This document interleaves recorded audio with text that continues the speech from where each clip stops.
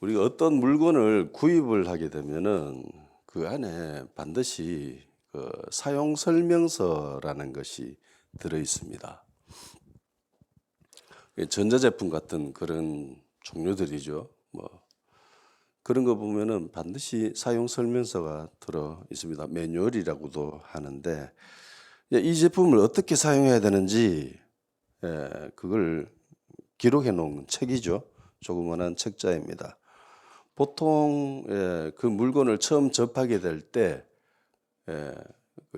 사용 설명서를 보면서 어떻게 작동을 하는지 배우게 되죠. 이게 조금 뭐 덩치가 있는 물건 같은 경우는 설치해 주러 오시는 기사님들이 사용 설명서를 대신해 주시기도 하지요. 그래서 이렇게 이런 식으로 사용하시면 됩니다라고 이야기를 해줍니다. 근데 그 사용 설명서에 보면은 뒷부분에 반드시 주의사항이라는 그 소개란이 있습니다. 란이 따로 이렇게 책정되어 있어요. 기사님들도 이렇게 사용 설명서를 해주면서 조심해야 될 부분이 있습니다라고 하면서 주의사항에 대해서도 이야기를 해주고 있죠. 그 예를 들어서 전자제품 같은 경우는 물에 젖은 손으로 코드를 잡아서 전원을 꼽아서는 안 된다라고 뒤에 이야기해 놓고 있죠. 뭐 그림으로도 그려놔 놓고 전자레인지 같은 경우는 철기 용기에 제품을 담아서 전자레인지에 돌리면 안 된다라고 그렇게 되어 있습니다. 그래서 이 주의사항을 자세히 읽어보지 않게 되면은 그 제품을 사용하다가 고장날 확률이 굉장히 높죠. 혹은 고장 안 하는데 고장 났다고 착각을 하고 사용을 못할 경우도 있습니다. 그래서 이 제품을 잘 사용하기 위해서 고장 없이 오랫동안 잘 사용하기 위해서는 이 사용 설명서를 읽어봐야 됩니다. 그리고 반드시 주의사항을 기억을 해야 되죠. 예수님은 제자들에게 기도에 관해서 가르치셨습니다. 기도의 매뉴얼을 이야기해 주신 거예요. 얘들아, 기도하는 데는 요런 중요한 점이 있으니까 반드시 기억하고 이렇게 하면 돼라고 특별히 이제 간구하는 기도에 있어서 예수님은 제자들에게 어떻게 기도를 해야 되는지에 대해서 가르치셨습니다. 그리고 주님은 기도에 대해서 쭉 설명을 하시고 난 후에 마지막에 주의사항에 대해서 이야기를 하십니다. 얘들아, 이 부분은 꼭 주의해서 기억을 해야 된다라고 말씀을 해주십니다. 이 주의사항을 무시하고 제품을 사용하게 되면은 그 제품의 원래 기능을 잘 사용하지 못하게 됩니다. 고장 내버리죠. 마찬가지입니다. 주님이 제자들에게 이 기도에 대해서 설명을 하시면서 기도를 잘 사용하기 위해서 기도 응답이 잘 되기 위해서 이렇게 해야 된다라고 이야기하시면서 마지막에 주의사항을 이야기하십니다. 이 주의사항을 지키지 못하게 되면은 기도의 효력이 나타나지 않게 된다는 겁니다. 25절에 이렇게 되어 있지요. 다시 한번 읽어봅시다. 25절. 시작. 서서 기도할 때에 아무에게나 혐의가 있거든 용서하라. 그리하여야 하늘에 계신 너희 아버지께서도 너희 허물을 사하여 주시리라 하시니라. 아멘.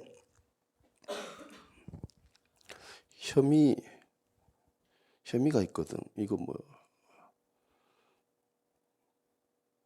경찰들이 잘 사용하는 용어 아닙니까? 법정에서 혐의가 있나 없나. 근데 쉬운 성경에는 이렇게 되어 있어요. 너희가 서서 기도할 때에 다른 사람과 원수된 일이 있으면 그를 용서하여라. 그래야 하늘에 계신 너희 아버지께서도 너희의 죄를 용서하실 것이다. 이렇게 되어 있습니다. 혐의라고 하는 것은 원수된 거죠. 서로 적이 된 상황입니다. 어떤 번역에는 등을 졌다라고도 표현되어 있습니다.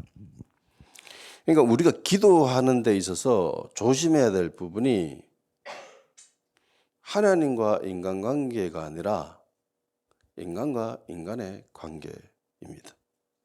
이상하지요? 자, 기도한다라고 하는 것은 그 사람이 인생을 살아가면서 어려운 문제에 부딪히거나 자기 힘으로 도저히 뭔가가 안 될 때 그때 하나님께 간구하는 기도잖아요. 그죠? 그러니까 하나님과 나와의 이 관계에서만 형성되는 것이 기도입니다. 그죠? 기도한다면서 사람들한테 가서 기도하는 거 보신 적 있나요? 없지요. 기도는 오롯이 개인이 하나님을 향해서 하나님을 향한 방향성을 맞춰놓고 하는 것이 기도입니다. 근데 지금 하나님, 예수님이 뭐라고 하시냐면은 옆에 사람이랑 관계가 틀어지면 이 기도가 성립이 된다는 거예요? 안 된다는 거예요? 안 된다는 겁니다. 이 기도의 방향하고는 전혀 상관없이 예수님은 인간 사이에서 오류가 나타나게 되면은 네 기도가 힘들어진다라고 얘기하십니다. 주님은 특별히 서서 기도할 때라는 단서를 달아주십니다. 서서 기도한다는 것은 많은 사람들이 기도할 때 무릎 꿇고 기도하겠죠? 그죠? 엎드려서 기도하거나. 근데 어떤 때 서서 기도할까요?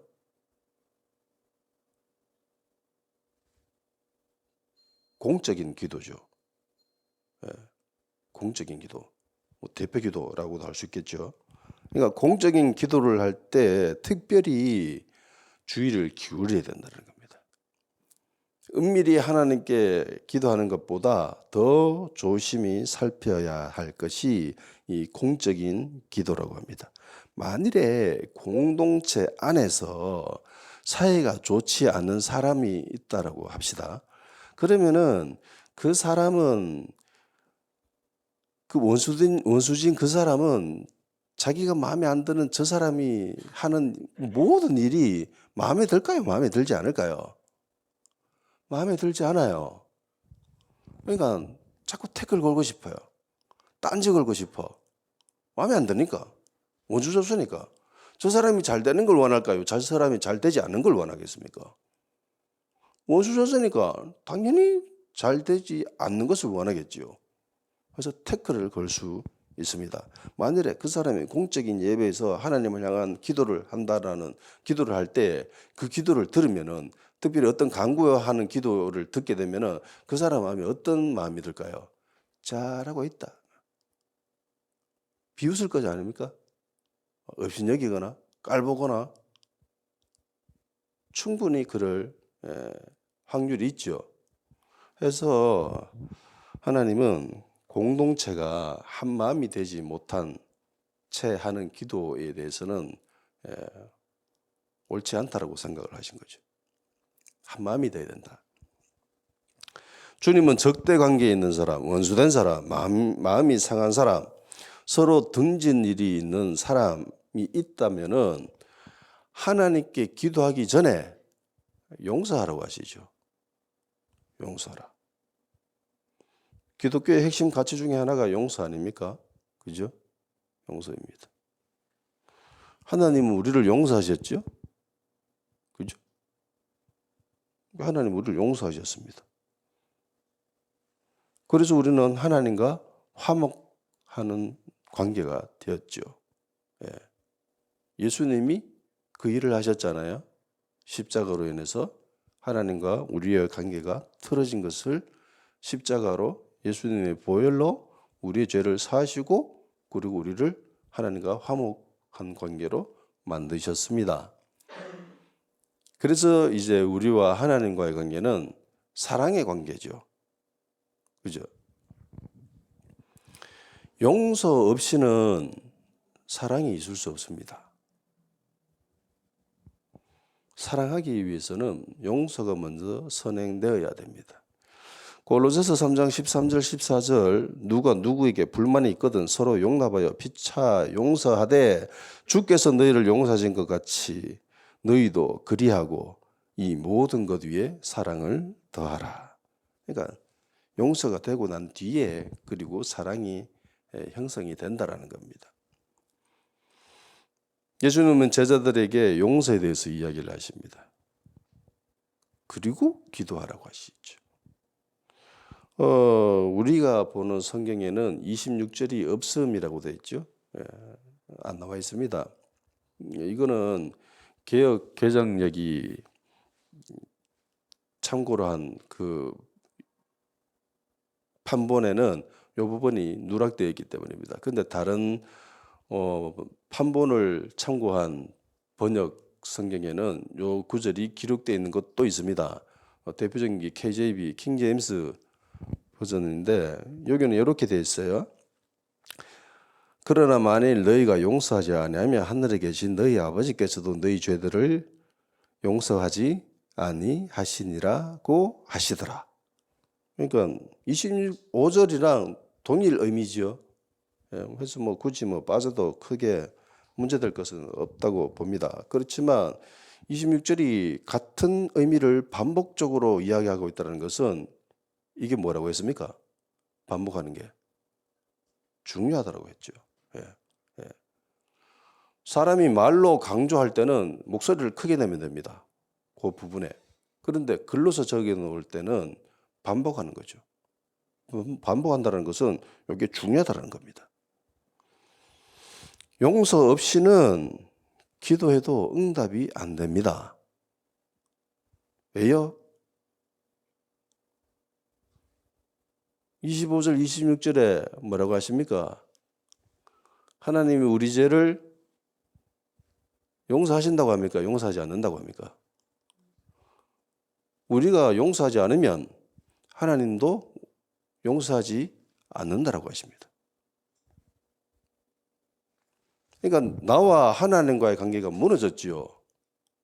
그죠? 하나님 우리를 용서하지 않으면 우리가 하나님과의 이게 관계가 성립이 돼야 안 돼요. 안 됩니다. 예수님이 우리와 하나님과의 그 관계를 풀기 위해서 십자가에 달리신 거잖아요. 그 누구도 할 수 없는 일을 예수님이 하신 거예요. 그러니까 용서라고 하는 것은 굉장히 중요한 겁니다. 하나님 우리를 용서하셨다. 그런데 하나님 우리를 용서하지 않는데요. 그러면은 다 무너지는 거죠. 그래서 여기에서 또 굉장히 중요한 신학적인 질문이 생깁니다. 내가 원수진 저 사람을 용서하지 않으면 하나님이 나를 용서하지 않는데요. 그러면 성경에 대해서 조금이라도 지식이 있는 사람, 신학적인 틀이 형성되어 있는 사람이라면 이런 질문을 할 거예요. 그러면 예수님의 보혈은 어떻게 됩니까? 하나님이 우리를 용서하신 이유가 예수님의 보혈 때문입니까? 아니면 나의 행위입니까? 이런 질문이 생성이 되는 거예요. 만일에 예수님의 보혈은 제외시키고 내가 저 사람을 용서해야 하나님이 우리를 용서하실 수 있습니다 라고 하면은 이건 행위구원론이 되는 거죠. 이게 맞아요, 틀려요? 틀려요. 우리가 어떤 행위로 구원받는 게 아니잖아요. 그죠? 근데 보혈이 우리에게 어떤 의미인가? 예수님의 보혈이 우리에게 어떤 의미이고 어떤 가치가 있습니까? 라고 질문한다면은 예수님의 보혈은 절대적이죠. 절대적입니다. 그 어떤 것으로도 대체되는 것이 아니에요. 그죠? 예수님이 흘리신 그 피만이 하나님과 우리의 관계를 화해시킬 수 있습니다. 그렇죠? 근데 하나님은 너희가 저 사람을 용서하지 않으면 나도 너를 용서하지 않을 거야 라고 말씀하시는 거예요. 그러면서 사람이 생각하기를 그러면 예수님의 보혈보다 내가 저 사람을 용서해야 되는구나. 내 행위가 더 중요하구나 라는 생각을 하는 사람들도 있겠지요. 역사이래도 이런 생각하는 사람들 많았습니다. 내가 특별히 이렇게 얘기하는 것이 아니라 이런 생각을 하는 사람들은 많았어요. 이거는 복음에 대해서, 예수님의 십자가에 대해서, 그리고 믿음의 생활에 관하여서 잘 몰라서 하는 소리입니다.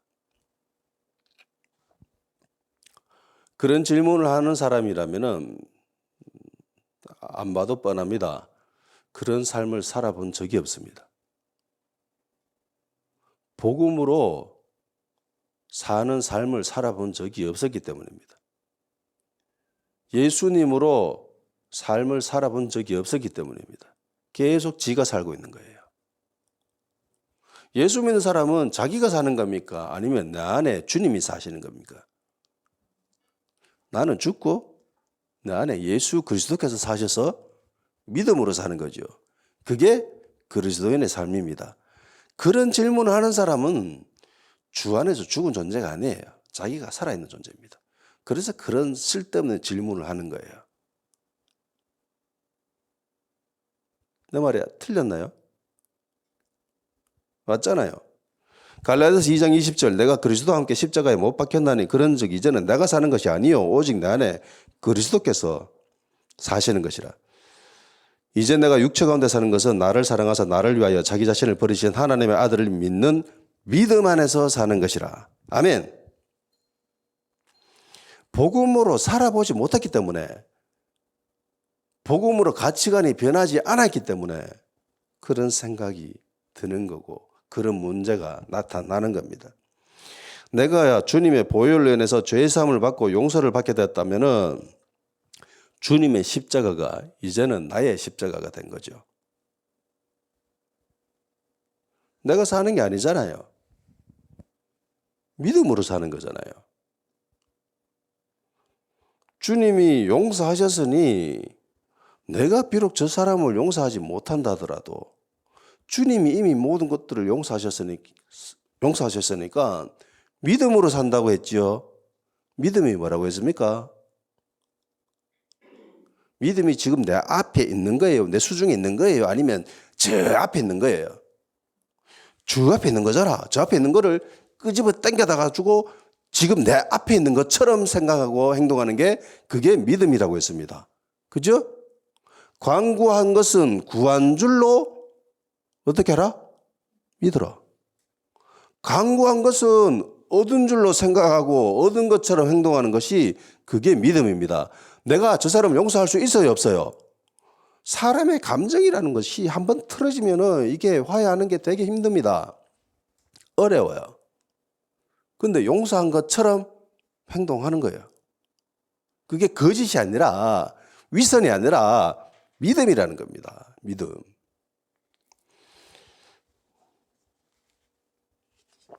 내가 몇 번 소개한 적이 있지만 그 워치만리가 중국에 그 워치만리라는 사람이 있었습니다. 이 사람이 어떤 사람을 상담해 주는데 이 사람이 어떤 일로 통해서 기억이 오래돼서 가물가물한데 이 사람이 아마 예수 믿는 일 때문에 뭐 감옥에 갔거나 뭐 그랬을 거예요. 감옥에 갔다가 나왔는데 자기 아내가 자기랑 친한 친구랑 바람이 나서 자기를 떠나버린 거예요.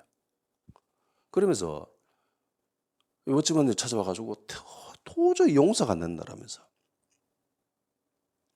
내가 예수님의 그 보혈과 은혜로 인해서 내가 용서하려고 정말 수없이 노력을 했는데도 안 된다라고 그렇게 상담을 했습니다.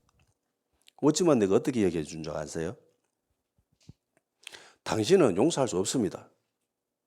예수님이 저 사람을 용서했으니까 당신은 예수님이 용서하신 그것을 믿으십시오.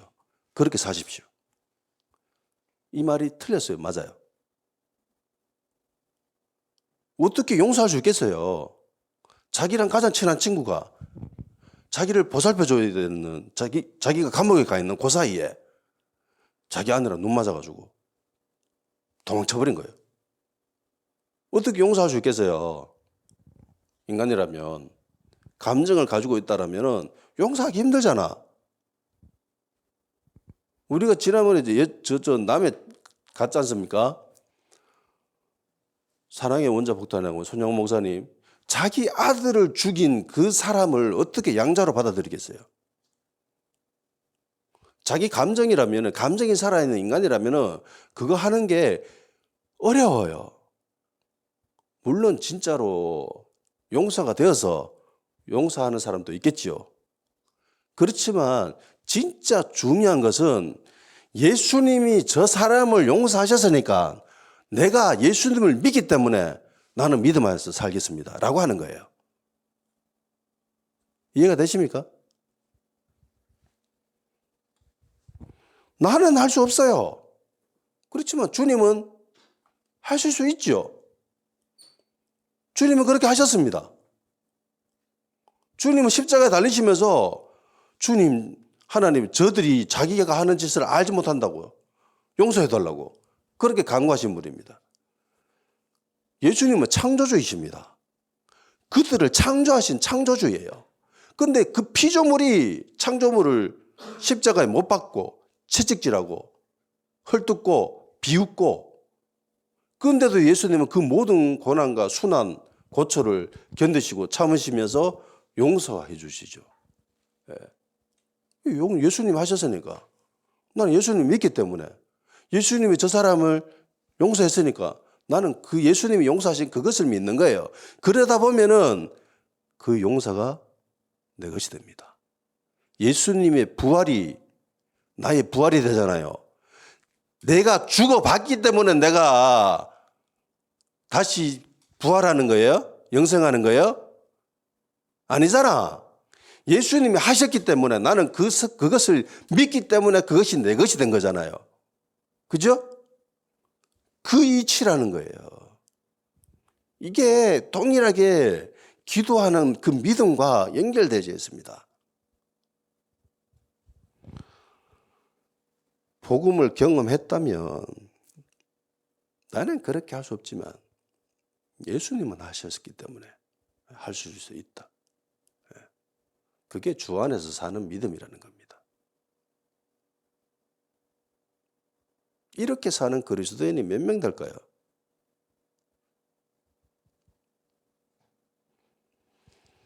우리는 항상 이렇게 배웠습니다. 하나님과 우리와의 관계가 중요하다. 그렇기 때문에 형제들과의 관계, 교회 안에서 성도들끼리의 관계가 좀 껄끄럽고 힘들다 할지라도 일단 하나님께 집중해. 하나님께 기도해. 예배가 먼저야. 예배가 더 우선이야. 이렇게 배웠습니다. 예배만 잘 드리면 된다. 헌금만 잘 드리면 되고 교회 봉사 열심히 하고 교회 일만 열심히 하면은 모든 것들이 자연스럽게 해결될 것이다 라고 생각을 합니다. 나와 하나님과의 관계만 잘 형성되어 있으면은 다른 모든 것들은 자동적으로 형성될 거야.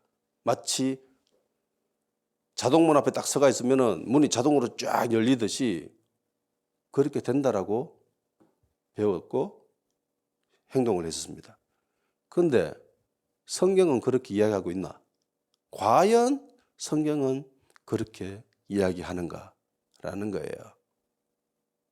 그래요? 진짜? 오늘 본문 뭐라고 합니까?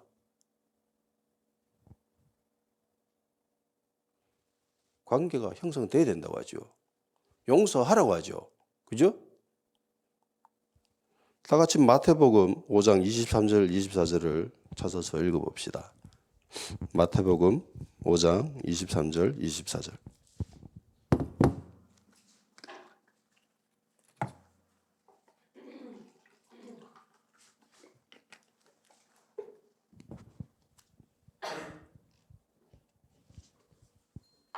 시작. 그러므로 예물을 제단에 드리려다가 거기서 내 형제들에게 원망 들을 만한 일이 있는 것이 생각나거든 예물을 제단 앞에 두고 먼저 가서 형제와 화목하고 그 후에 와서 예물을 드리라. 아멘.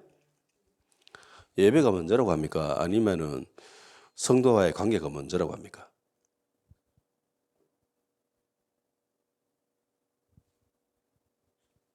하나님과의 관계가 먼저라고 합니까? 성도들과의 관계가 먼저라고 합니까?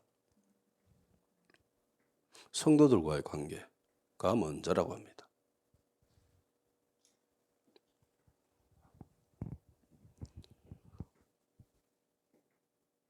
우리가 배웠던 거하고 좀 다르지요? 이런 방향은요, 구약에서도 동일하게 이야기하고 있습니다. 다 같이 이사야 1장을 읽어봅시다. 이사야 1장.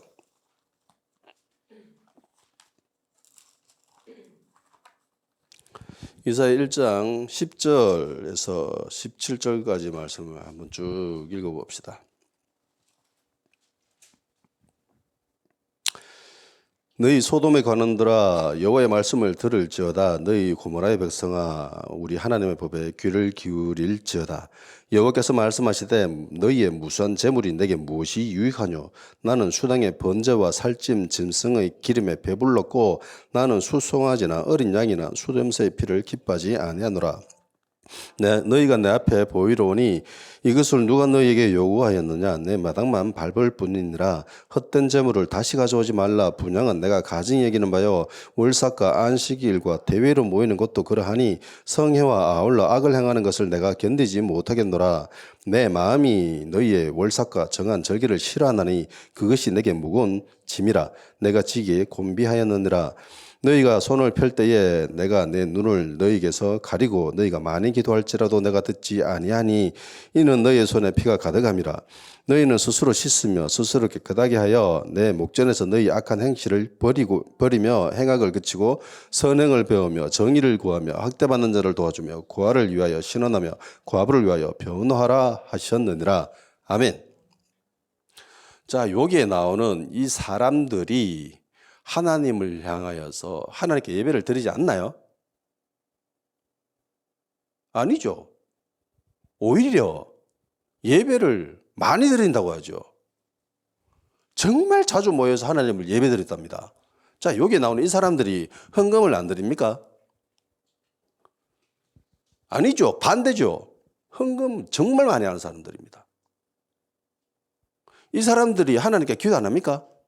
기도 안 하고 땡땡이 치고 이러고 있습니까? 아니죠. 기도 정말 많이 합니다. 그런데 하나님이 기뻐하십니까?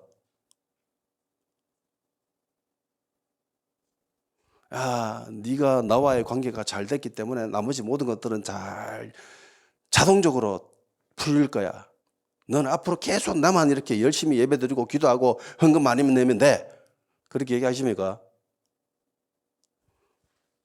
근데 교회는 그렇게 이야기했죠. 교회는 그렇게 얘기했습니다. 자, 교회 특별히 목사의 눈에서 볼 때 이런 성도라면은요 100점짜리 아닙니까? 예배 드릴 때마다 나와서 열정적으로 예배를 드리고 기도하고 헌금도 많이 내요. 이거 100점짜리 성도 아니에요? 보면 집사님 앞으로 계속 그렇게 하십시오 라고 이야기하지. 집사님 요즘 근데 옆에 성도하고 관계가 조금 틀어진 것 같은데 관계를 좀 형성하고 난 뒤에 예배를 좀 드려야 되지 않겠습니까? 이렇게 이야기하는 목사를 봤나요?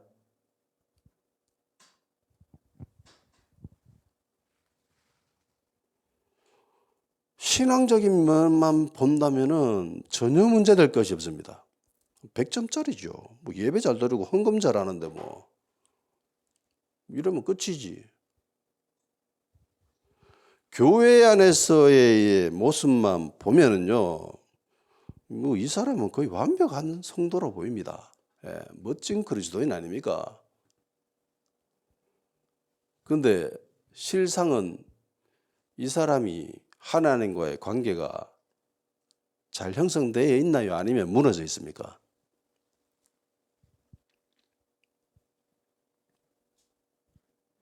무너져 있죠. 사람들과의 관계에 있어서 이 사람은 무엇을 추구하냐면은 이익을 추구했습니다. 사람들끼리의 관계에 있어서는 철저히 이익을 추구하는 삶을 살았습니다. 그러면서 동시에 하나님을 향해서는 굉장히 신앙적인 모습을 가지고 있었어요. 그런데 하나님은 이것을 원하세요? 원하지 않습니까? 원하지 않죠. 싫다고 하십니다. 그래서 많은 사람들이 그런 소리를 하는 거예요. 삶이 예배고 예배가 삶이다. 이건 구별되어지는 것이 아니라 하나다라고 이야기합니다. 중요하게 생각해 봐야 될 것이 있습니다. 자, 질문하겠습니다. 무엇이 더 중요합니까? 하나님과 나와의 관계가 더 중요합니까? 아니면은 인간과 인간과의 관계가 더 중요합니까? 무엇이 더 중요할까요? 이 질문에 있어서는 하나님과 나와의 관계가 더 중요합니다. 라고 하는 거죠. 이게 왜냐하면 예수님의 말씀과 연결되어 있습니다. 무엇이 율법이 뭐라고 이야기합니까? 라고 질문을 했을 때에 율법이 뭐라고 되어 있느냐? 라고 하시면서 예수님이 하신 말씀이 모든 율법은 하나님을 네 목숨보다 더 사랑하라. 이게 제1의 원칙이죠. 제2의 원칙이 뭡니까? 이웃을 네 몸과 같이 사랑하라. 이거랑 똑같아요. 자, 그러면 또 질문하겠습니다. 무엇을 먼저 해야 됩니까? 하나님과 나와의 관계를 먼저 해야 됩니까? 아니면은 성도와 성도와의 관계를 먼저 해야 됩니까? 중요한 것은 나와 하나님과의 관계입니다. 이 질문을 하는 것은요, 하나님과의 관계가 이미 형성되어 있는 자들이에요. 그러니까 예수 믿는 사람들, 성도들, 그리스도인들을 향해서 이야기하는 거예요. 불신자라면 당연히 먼저 하나님과의 관계가 형성되고 난 뒤에 그 다음에 성도들과의 관계가 형성이 돼야 되겠지요. 예. 이미 하나님과의 관계 길을 터본 적이 없는데, 근데 그리스도인들이라면은 이게 달라져요. 예수님이 뭐라고 하십니까? 예배 드리기 전에 원수진 일이 있으면은 예배 먼저 드리고 가서 화해하러 갑니까? 아니면 먼저 가서 화해하고 예배를 드리러 갑니까? 먼저 화해하고 와서 예배 드리려고 하죠. 그러니까 무엇이 더 중요합니까? 라는 질문에는 하나님과 인간과의 관계입니다. 나와의 관계예요. 그런데 무엇을 먼저 해야 합니까? 라는 질문에는 성도와 성도와의 관계를 먼저 해야 됩니다. 그만큼 중요하다는 거예요. 이것도 역시. 하나님을 내 목숨보다 더 사랑하는 거, 그게 율법의 핵심이죠. 그죠? 그러면 이것만 하면 됩니까? 이웃을 내 몸처럼 사랑하라는 그 구절은 내팽개쳐도 됩니까? 아니죠. 그것도 중요합니다. 그러니까 하나님과의 관계가 잘 형성되어져 있는 사람이라면 이웃의 관계도 성도들끼리 관계도 잘 되어 있다라는 거예요. 그렇게 되어진다라는 겁니다. 근데 사람들은 나누는 걸 굉장히 좋아합니다. 이부법적으로 나누는 걸 굉장히 좋아합니다. 이게 또 잘 먹혀요. 그래서 이걸 좋아해요, 사람들이. 예. 이런 식으로 설교하고 가르치면은요, 사람들 정말 좋아하고 이렇게 싹싹 빨려 들어오고 막 또 목회도 재미있게 할 수 있어요. 예. 영은 선하고 육은 악한 겁니다. 이런 식으로 설교하잖아요. 예. 그러면 사람들이 막 쭉쭉쭉쭉 빨려 들어옵니다. 교회 일은 선하고 가치 있고 하나님 보시기에 귀한 겁니다. 그러면서 세상의 일은 상대적으로 가치가 떨어지고 세속적이고 중요하지 않기 때문에 별로 그렇게 가치를 두서는 안 된다라고 이야기하는 많이 들어본 거 아닙니까? 일부 교회에서는 아직까지 이렇게 가르칩니다. 성도들을 향해서. 물론 영적인 일 가치 있고 중요하지요. 근데 중요한 것은 성경이 진짜 이렇게 가르치라는 거예요. 성경이 진짜 이렇게 이야기하고 있냐라는 겁니다. 많은 교회에서 뭐 대표기도하는 장로님들 이야기 들어보면은 세속적인 세상의 일을 정말 가치 없는 거리고 그 6일 동안 뭐 세상에 빠져서 지냈다가 지금 거룩한 주일날 성전에 나와가지고 뭐 그 기도의 내용을 들어보면은 교회 일만 가치 있고 세상에서는 가치 없는 일처럼 그렇게 이야기하는 장로님들이 꽤 많았습니다. 제가 들어봤던 적도 꽤 많아요. 이분법적인 사고를 하고 있다는 겁니다. 세상은 악하고 가치 없고 세속적이고 교회 일은 거룩하고 이런 관념. 이런 이분법적인 생각이 굉장히 위험한 발상입니다. 굉장히 위험해요. 왜냐하면 기독교의 최초의 이단은 영지주의죠. 모든 이단의 시류, 출발점이 바로 이 영지주의인데 영지주의가 바로 이런 이분법적인 사고를 하고 있습니다. 영은 선하고 육은 악하다. 이 고대 헬라인들의 철학 체계거든요.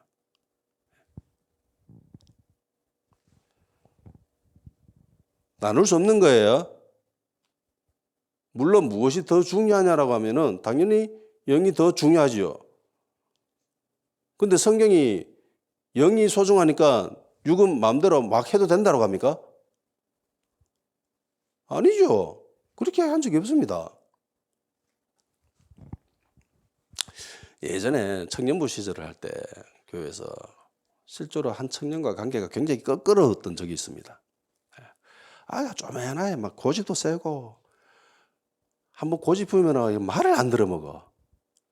그래서 관계가 좀 힘들었던 적이 있어요. 좀 뗀뗀하다 그랬거든. 애가 보기에도 뗀뗀하게 보였어요. 그 청년하고 조금 관계가 이렇게 틀어졌을 때가 있어요. 근데 예배를 드리는데 이게 예배가 되겠어요? 굉장히 불편해, 마음이. 같은 청년부에서 계속 활동하고 이렇게 예배를 드려야 되는데 이게 껄끄러워도 보통 껄끄러운 게 아니에요. 그 말씀 읽어보면 화해하라고 하고 용서하라고 뭐 그런 개념은 알잖아. 예수 믿고 뭐 신앙생활하고 말씀 읽어봤기 때문에 그런 관계를 계속 한다라는 것이 이게 하나님께 합당하지 않다라는 걸 너무나 잘 알고 있습니다. 물론 이걸 풀긴 풀어야 되는데 알고는 있는데 실제로 나는 그렇게 하기 싫은 거예요. 내 마음은 그렇게 하기 싫은 거예요. 예. 내 마음은 화해하기 싫고 근데 내 영은 그걸 원하고 그래서 결국은 내 생각을 내려놨습니다. 내 자아를 죽인 거죠. 예. 그래 내가 지자 이러면서 먼저 화해 악수를 청했습니다. 그리고 난 뒤에 예배를 드렸죠. 그러니까 말로 형용할 수 없는 평안이 그 예배 가운데 임했습니다. 하나님 은혜가 엄청난 은혜가 그 예배 안에 물론 나 혼자 느꼈을 수도 있겠지만 임했었어요. 그러면 내가 그 청년과 화해할 때에 내가 진짜 용서해서 화해 손길을 내밀었느냐? 아니요. 나는 그 청년을 용서하려는 마음은 있었지만은 100% 용서한 적은 없어요. 단지 말씀이 용서해야 된다라고 했기 때문에 그냥 용서한다라고 생각을 했습니다. 그 당시에는 제가 믿음에 대해서 잘 몰랐기 때문에 앞전에 설명했던 그 믿음을 잘 몰랐어요. 그래서 그냥 성경에 화해하라고 하니까 그냥 100% 화해하는 용서하는 마음은 없었지만은 그냥 말씀이 그렇게 되어 있기 때문에 그냥 한 거예요. 불편해도 그 상태로 있는 것이 너무 불편하기 때문에 용서하는 마음은 100% 없었지만 그냥 하라고 하니까 한 거였습니다. 근데 재미난 거는 그렇게 하잖아요. 예배드리고 하나님의 은혜가 임하고 좀 있으니까 100% 용서가 돼요.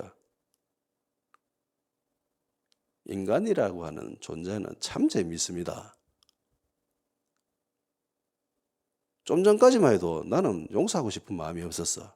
근데 예배를 드리고 난 형식적으로 막 악수하고 껴안고 끌어안고 그러고 난 뒤에 예배를 드렸는데 그전에는 한 30% 정도 솔직하게 얘기하면 한 30% 있었어요.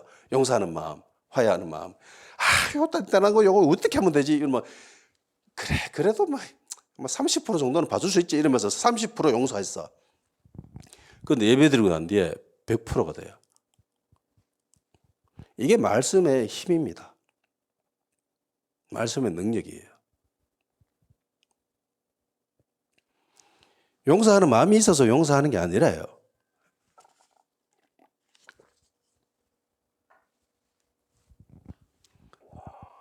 앞에서 이야기했듯이 믿음이라는 것이 그런 거잖아요.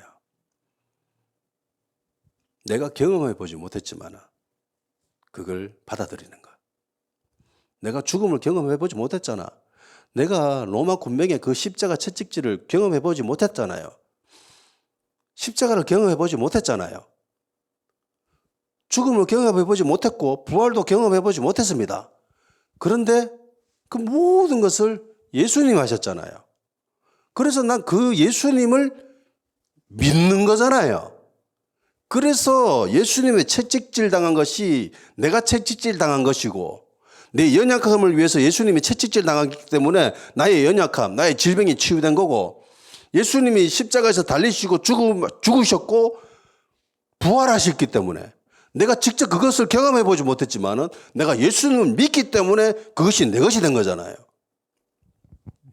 예수님 저 사람 용서해 줬기 때문에 내가 용서하는 거예요. 내가 용서하는 마음이 생겨서 그런 게 아니라 예수님을 믿기 때문에.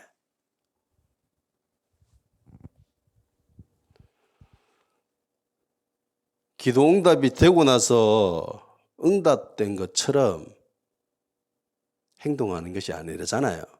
그건 믿음이 아니라고 했습니다. 그거 누구나 할 수 있는 거예요. 그건 굳이 믿을 필요가 없잖아. 이 응답 받았는데 그건 뭔 믿음이 필요합니까? 그거 사실이지 그냥 현실이지. 믿음이라고 하는 것은 내 앞에 필요가 없지만 내가 경험해보지 못했지만 내가 비록 느껴보지는 못하지만은 그걸 땡겨가지고 저 앞에 있는 것들을 끄집어 땡겨가지고 지금 내가 그런 것처럼 생각하고 행동하는 게 그게 믿음이라고 했습니다. 그죠? 믿음은 보이지 않는 것들의 증거고 그게 믿음이라는 거예요.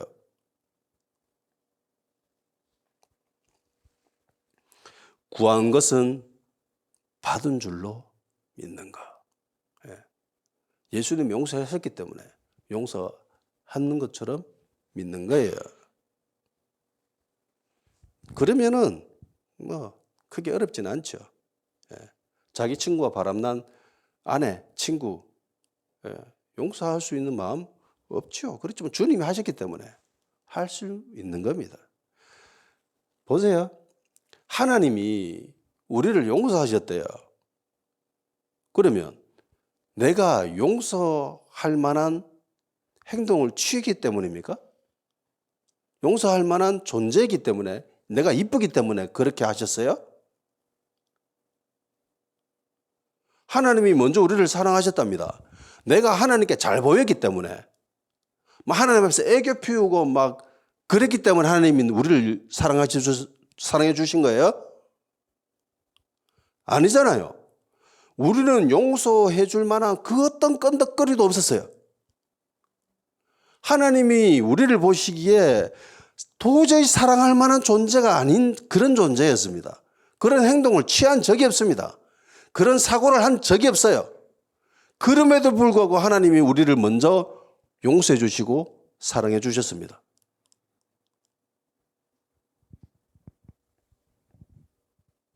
그렇기 때문에 그 믿음 안에서 살 수 있는 거예요.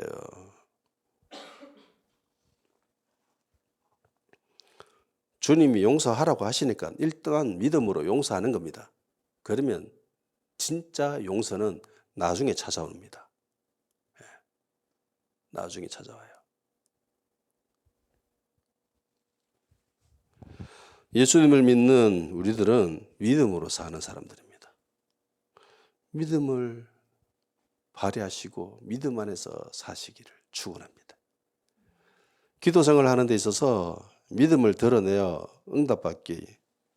응답받는 그런 삶을 살기를 주의 이름으로 축원합니다. 도저히 용서할 수 없는 상대를 할지라도 예수님이 하셨기 때문에 그 예수님을 믿으면서 나는 할 수 없어. 근데 예수님 하셨기 때문에 나는 예수님을 믿어요. 난 저 사람을 용서했습니다. 라고 생각하며 그렇게 살면 돼요. 굳이 내가 용서해야지, 내가 해야지. 그건 자기가 죽지 못했기 때문입니다. 내 안에 내가 사는 게 아니잖아요. 내 안에 그리스도께서 사는 거잖아요. 우리는 용서받을 만한 존재가 아닙니다. 사랑받을 만한 그런 존재가 아니에요. 그런 행동을 한 적도 없고 그런 생각을 한 적도 없지만은 하나님이 우리를 먼저 용서하셨고 사랑해 주셨습니다. 그것을 우리는 은혜라고 이야기합니다. 하나님은 우리를 값없이 의롭다함을 칭하셨고 우리에게 은혜를 베푸셨습니다. 그렇기에 우리가 할 수 있는 거예요. 주님이 하셨으니까 우리는 주 안에서 사는 자들로서 믿음으로 할 수 있는 겁니다. 마지막으로 에베소서 4장 32절을 소개하면서 말씀을 마무리 짓도록 하겠습니다. 에베소서 4장 32절 서로 친절하게 하며 불쌍히 여기며 서로 용서하기를 하나님이 그리스도 안에서 너희를 용서하신과 같이 하라. 아멘. 주님이 하셨기 때문에 우리는 주 안에서 사는 믿음으로 할 수 있는 겁니다. 간구하는 기도 마무리하는 시간입니다. 다 같이 기도하도록 하겠습니다. 기도 응답 받는 기도의 사람. 예수님이 이런 식으로 기도하라고 말씀하셨습니다. 믿음의 사람이 될 수 있게 해 주십시오. 그리고 하나님과의 관계도 힘쓰며 동시에 형제들과의 관계, 성도들과의 관계도 화해와 평강과 용서가 있게 하여 주시옵소서. 나는 비록 못하지만 주 안에서 할 수 있습니다. 주 안에서 모든 것이 가능하다고 했으니까 주 안에서 할 수 있도록 성령님 도와 주시옵소서. 믿음으로 모든 것이 가능케 되도록 주여 역사여 주시옵소서. 우리를 도와 주시옵소서. 다 같이 기도합시다.